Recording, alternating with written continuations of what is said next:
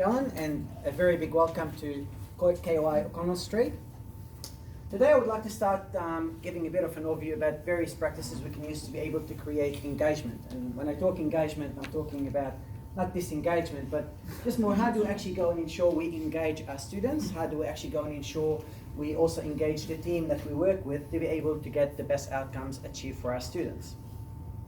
So what I would like to talk about, a number of topics. I would like to talk about class engagement, Moodle engagement, team engagement, and at the end, what can I improve? Because every person could actually always try to find something to improve. We will never get perfect. How can we actually go and get better? What can we do?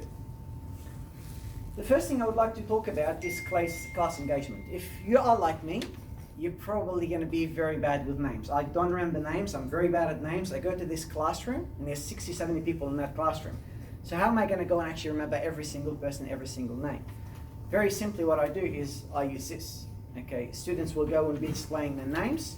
Okay, if I go and actually see anybody in the classroom not paying attention straight away, guess what? I'll be going directly and asking a question and saying, okay, we're going to come and actually talk about this. What have you understood from this specific topic? I try to engage them in a way that is nice, not trying to go and target them, just more about ensuring everybody in the classroom is focused and ensuring they're actually getting knowledge absorbed. That's a very simple way you can actually go and do it. Second thing is walking up the aisles. You know, a lot of times we love our beautiful kingdom. You know, this computer is our beautiful kingdom. We stand there and we try to deliver everything from here. But really it's about keeping the class engaged, and to be able to keep the class engaged, I mean, you need to actually go and move, you know, backward and forward. Sometimes the class is very long. You know, what are we going to do? We're going to keep everybody at the back, a lot of times sitting down, playing on Google, making search, playing with a phone. What do we do about it? You know, just walk up there, speak to students, make them see that they are all actually part of my classroom to ensure they're going to go and learn the knowledge that we want them to go and learn. Another thing I say is stop the class. You know, a lot of time we have students talking over us, okay, and we don't want to stop the class. You know, take a minute, stop the class. You know, I have my beautiful colleague there, Bree, have her own method of stopping the class. You know, that's it. Everybody knows that we're now stopping until everybody goes and raises their hands, and we go and actually refocus the classroom. Stop the class could be as simple as I'm standing there, and I become silent. They know straight away that that's mean I want you to focus. Let's go and continue. Another very simple approach we can use. Student movement, I think, is very important. You know, we get a lot of students coming from late work shifts, coming to the classroom, and let's say they're not focused. So what do we do? You know, a lot of time I go and say, okay, my friend, you just came late.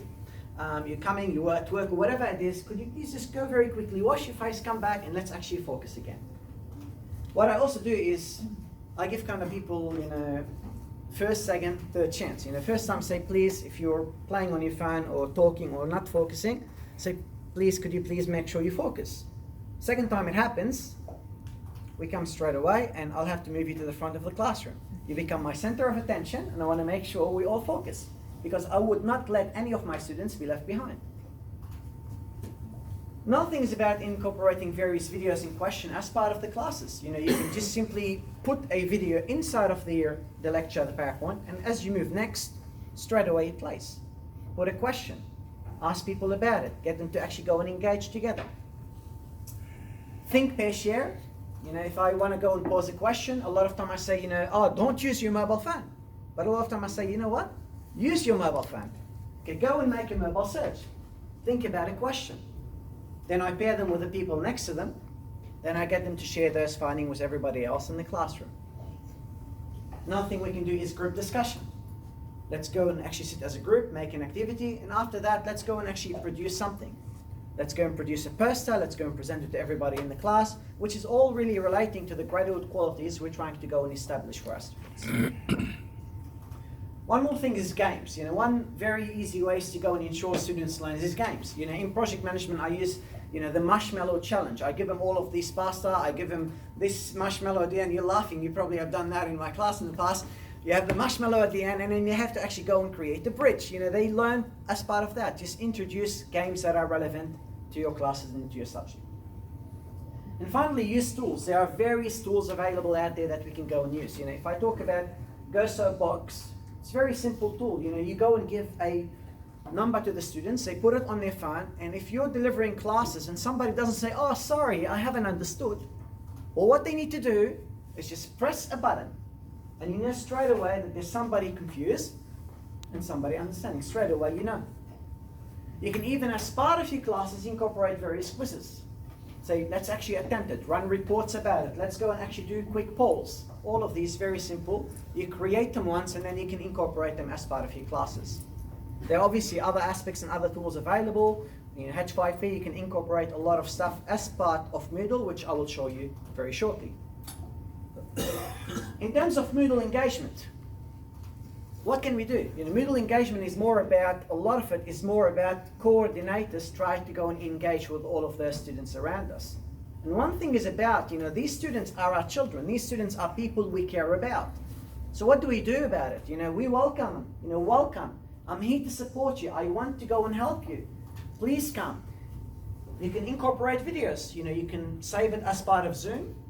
And when you do it, you go and incorporate it as part of your Moodle. Students could actually play it, could see everything about that Moodle site, how they need to use it, where is the subject outline, where is the submission for Turnitin. Everything is included in one very small introduction, 2 to 3 minutes.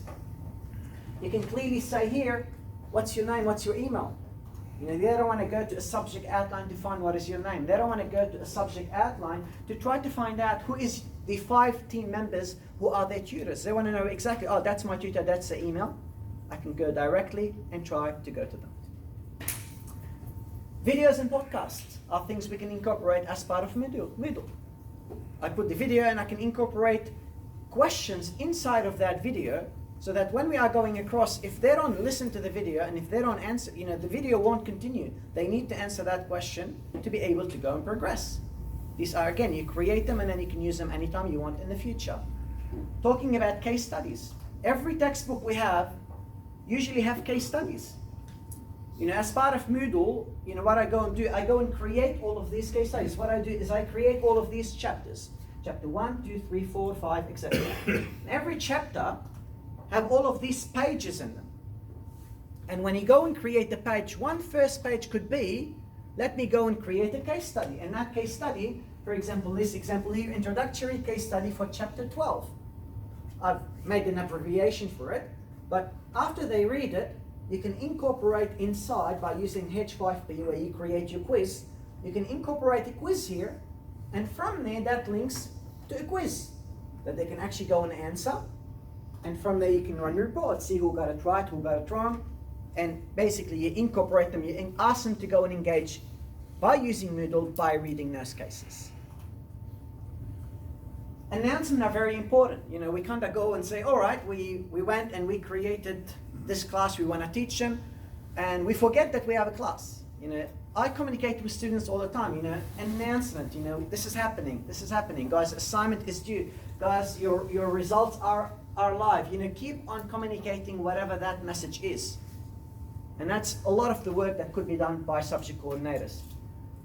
But there's one more thing that could be done from Moodle to try to also engage both the team as well as subject coordinators. And that's about creating all of these various blogs. You create a blog about a topic, and it doesn't need to really go and involve the subject coordinator doing all of this work or answering the questions. But when you allow students to make engagement together, at the same time, as a tutor, you may want to go and answer the question and try add your expertise. Students see that you're interested also to go and add to their learning. And that's a simple way that you can also involve, not simply engage as a subject coordinator, but also as a tutor. Now, a lot of times we forget something very, very important. And that something very important is every single teacher in this classroom.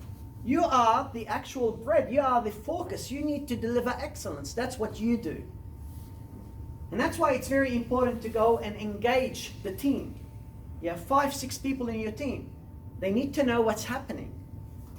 Communicate with your tutors regularly, every week, every 2 weeks, whatever you need to do. Encourage them, thank them. Let them know that if they need any support, you're there to support them. They can come to you anytime they want. They're not going to know that. They're not going to, if they don't feel that they actually can approach you, they're not going to come. You have to make sure you initiate that regular communication.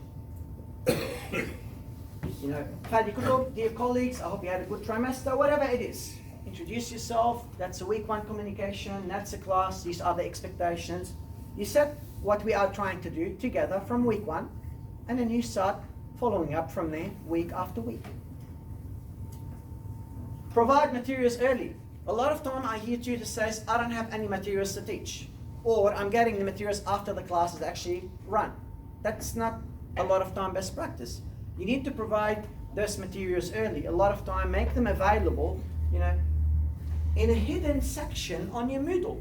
There could be lecture slides, including PowerPoint formats that your tutors could use. There could be tutorial materials, there could be tutor materials such as answers that they can actually go and review. And there could be any other videos and materials that they can go and check themselves. But make them ready and let them know it is there for you to use it whenever you want it. And most importantly, make sure it is available early, because you want your tutors to engage to be able to get the best teaching. If they're getting things late, most likely they won't be able to get the best teaching to be delivered. You look here, tutor materials, all of these answers are available. Anybody could be able to go and access them anytime they want. Graded samples is one very important key aspect also. A lot of time we have all of these assignments, but tutors don't know what are we expected, how do we actually grade it. If you provide a number of samples, grade sample, medium sample, and low sample, our tutors will be able to have that information and make accordingly proper judgments. And training documents is another important thing. A lot of topics, every tutor that we have want to do a great job. The problem sometimes that tutors may not actually know how to do a great job. It is our responsibility as coordinators to train our tutors and support them to get where they need to go and be. And how do we do it? Well, for example, instruction to report students' attendance. We know we need to do that. That instructions that I've done, this is an abbreviation, to create those instructions, it took me less than 10 minutes. Take a screenshot, say step 1, step 2, step 3. That's a procedure. It's very clear. Everybody would be able to go, read it, and action it. Simple. But don't simply rely on that. We go back to communication. If they need your help, just help them. Go and sit with the team, one-on-one, and support them if they need to get the right outcome. Now, ladies and gentlemen, I encourage you to select a practice, at least one practice you can go and use as part of your class to try to create engagement. But most importantly, I would like to say is, please make contact for guidance on any of the practices I mentioned today. I'll be very, very happy to go and actually help. But also, it's not about simply me and what I know to go and deliver. Every single one of you has been teaching for a while and have a great experience. If you guys could share great practices with me, I would love to actually have it, because we can incorporate it and try to deliver great teaching and great student focus, which is what every single one of you would like to go and do. Thank you very much for your time.